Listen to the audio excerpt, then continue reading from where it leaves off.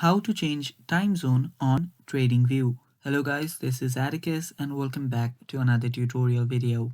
In today's video, I'll teach you guys how you can change time zone on TradingView.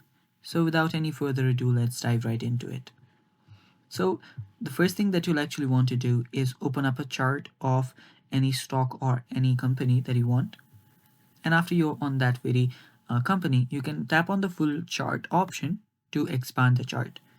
Now from here, you can actually see all of the charts. You can see when it went up, when it went down, and everything.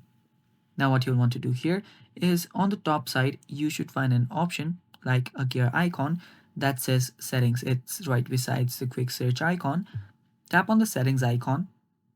After you tap on that, under data modifications, you should see the time zone. Now after you tap on the time zone, you should be able to change the time zone to wherever you want.